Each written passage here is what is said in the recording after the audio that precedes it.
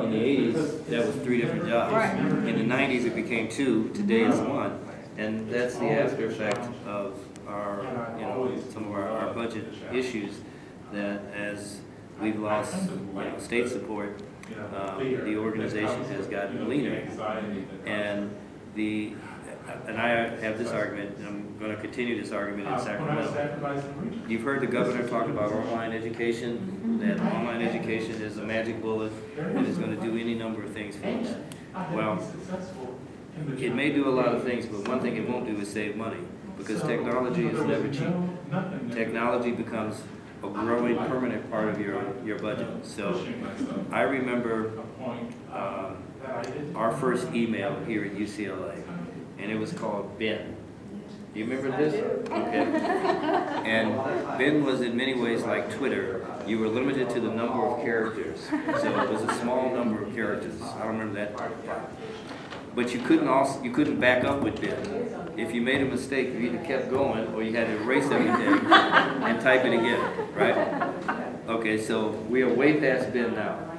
Well, think of what Ben costs, which was pennies, to what all of our email systems cost today. Well, you're never going backwards to Ben. And when you think about, again, online education, that's going to be, that's not going to be a cheap part of our budget. That's going to reduce overall costs. It's a part of technology. You got to stay with upgrades. You got to make it interactive, because what the institutions don't care about is quality. There are a lot of online providers, but they're like Domino's Pizza to me. Domino's is in the delivery business. They're not in the pizza business. And so when you look at a lot of the online stuff that's happening now, and the things that are called, help me with this, MOOCs, which are massive open online courses, it's about delivery. It's not about the content. So a lot of people will start those and never finish them because the quality isn't there. Well, if you're going to be, a university like UCLA, you got to have quality, which means you got to have interaction, which isn't somebody standing in front of a camera being filmed and then never do anything else with that. It's understanding, I think, in a long answer, understanding how some of these decisions that we think are unrelated to us ultimately become related to us and have an impact on how we do our work and what the expectations are. I have my argument with my faculty friends where I tell them, you can study the wings of a butterfly your entire career. And the wings don't get any larger, they don't get any smaller, they're just wings on a butterfly. And you get a Nobel Prize maybe. My world changes on a regular basis. Elections every 2 years, presidential elections every 4 years. We could have a mayoral election in a month, less than a month, 3 weeks, 2 weeks now. My world changes constantly, like our staff worlds do, and so we have to stay current. If I'm not staying current, then I'm not being productive. And I don't have either tenure or sabbatical time. And so I'm staying current on the run if I'm going to be effective. I think that's one of those things that, back to our original point, in an informational interview, you want to know, how does that person stay current in their field? Are there professional associations that they belong to? Are there conferences they attend? Are there books that they read? Are there journals, magazines, and so forth? One of the blessings of the internet is you can look at 20 newspapers a day.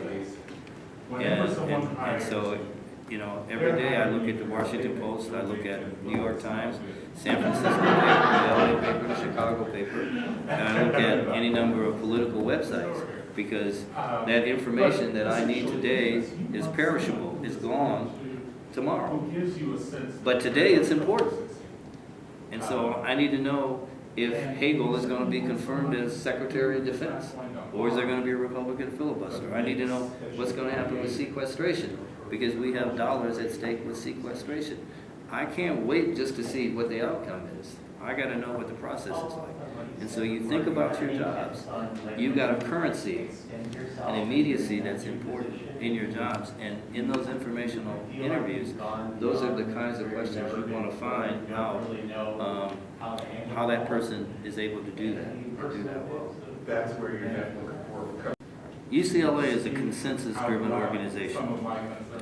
a lot of good ideas don't get off the ground, and it's not that they're not good ideas, but they don't have support and buy-in for that idea. When in therapy, sometimes you figure out the problem. I want to say early 90s, we had this influx of people from the private sector into UCLA, and they were bringing faster, quicker, more immediate results from the private sector. And they got here and they got frustrated, and then most of them left. Because this tends to be a consensus organization where you do have to build alliances, you do have to build support, you do have to talk about things a while before they happen. There are very few decisions that get made here that are unilateral. Today we're going to do this and it's done. And that top-down private sector model and expectation that a lot of those folks came in, particularly that were doing business processes. It just didn't happen. And they got very frustrated because they weren't a fit, if you will. So if you're going to generate change, you got to have a good idea, no question about that. But you got to have support for that idea. Part of that support, again, I talked about cost benefits. What does it cost that other person? How does that benefit that other person? So when I go into a request, whatever that request might be for budget or for other kinds of support, I always want to try to start the conversation of how this is a win-win. And I want to think in that way, and I want to communicate in that way, because you can't, and I think the other side of it is you can't always have your hand out with that ask. When someone comes to you, you got to be supportive of them too. And so, again, for me, that's part of that managing issues and dealing with people. I've got to be a friend before I look for a friend.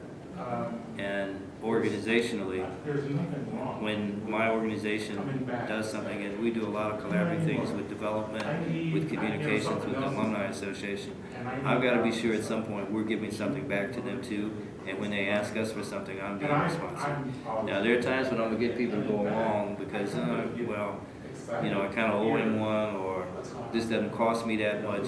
But it's better if I can build support and they see themselves as a partner and a beneficiary of whatever that proposed change is. Say, that doesn't work for me. You know, that doesn't work for me. So I was in a discussion with somebody, and they had a wonderful idea, and I thought it was one of the dumbest ideas I've ever heard. And obviously you can't sit there and you say, you know what, that's a really dumb idea. You can say, have you thought about, what about, you can do all of those kinds of things, but ultimately you got to say, you know what, we're not going to be able to support that. Either we don't have the resources to put into that because it just doesn't align itself with our priorities. And, you know, in a bad way, I just can't take that one on. And I don't know, I'll give you one of my lessons from one of my old mentors. Don Hartsock was the founding ombuds person here at UCLA. The ombuds office is an office you can go to, whatever your problems were, any level, any kind of problem. And the ombuds office tried to sort through those things. And so Don was this wonderful, or is this wonderful spirit. He had been, and I'll forget his denomination, but he'd been a minister. I think, I can't remember that part now. But anyway, Don, just wonderful spirit, and extremely, in my words, wise. And Don always said, and I always quote him and I always give him credit for this because I don't steal other people's lines. Don always said you got to be hard on the problem but soft on the person, because problems come and go but people stay with you. And I learned that lesson and believe in that lesson because I want to be able to say no but not destroy the relationship. I don't want to burn that bridge, but I want to be able to say no. And I want to be able to do it from not a point of necessarily self-interest, but organizational interest in terms of why that doesn't work. And I think when we can do that, then we keep the door open to work with that person or that unit in the future, and I think that's what we have to do, particularly in this organization. There are some departments where, they have reputation issues. Someone once said, And those may not be the easiest people to work with. And people may not work with them, and they may not be able to move their agendas this city as well as they would like to, because they've forgotten the relationship side of what we do. In external affairs, we all talk about being in the relationship business, whether it's alumni development, communications, or government relations. We're building relationships on behalf of UCLA, and those are mostly with external audiences.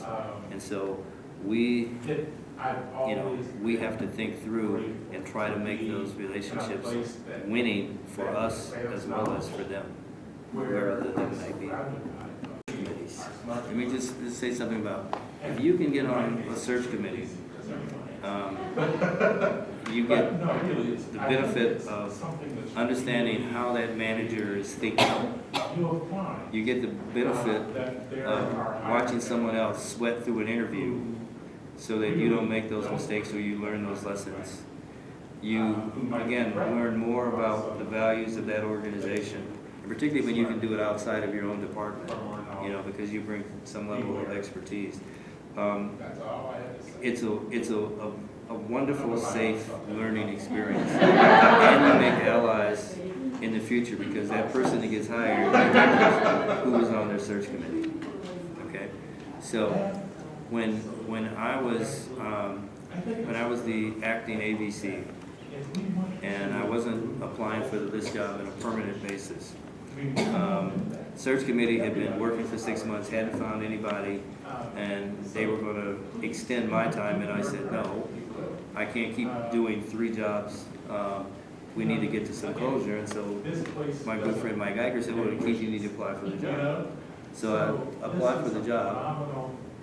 I go in for my interview. There are 9 people on the search committee, and they're sort of pissed off because they're like, why didn't you apply this from the start? Why would you go through this for 6 months, right? Well, they can't be too pissed off, because 6 of them, I've been on their interview committees when they got hired.